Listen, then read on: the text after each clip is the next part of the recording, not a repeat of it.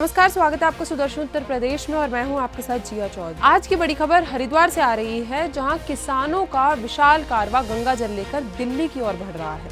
मुद्दा साफ है, इस बार मीटर नहीं लगेगा और गन्ने का रेट बढ़ाना ही होगा। हजारों किसान, सैकड़ों महिलाएं सभी अपनी मेहनत का हक लेने के लिए संसद भवन तक पहुंचने को तैयार है।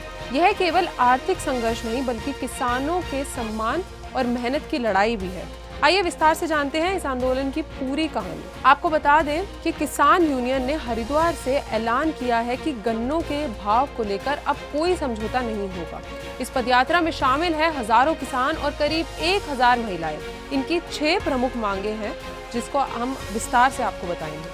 पहली मांग ये है कि गन्ने का मूल्य 500 रुपए प्रति क्विंटल किया जाए। दूसरा, वाहनों पर लगने वाले रोड टैक्स में माफी। बिजनौर में गुलदार हमलों के पीड़ितों को मुआवजा। स्मार्ट मीटर लगाना रोका जाए। बजाज शुगर मिल का बकाया गन्ना मूल्य तुरंत भुगतान।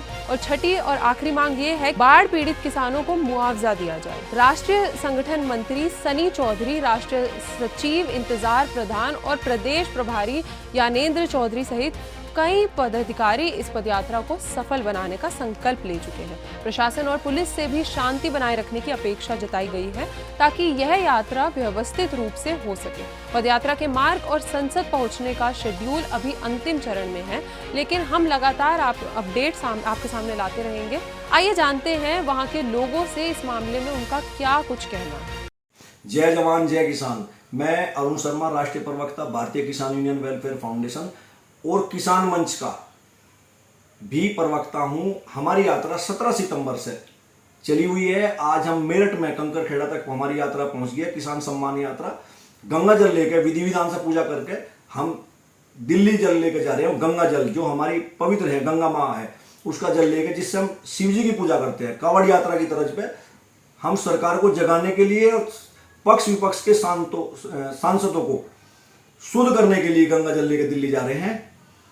हमारी मांग ये है, कोर्ट के आदेश का पालन करवा दो, केवल ये मांग है।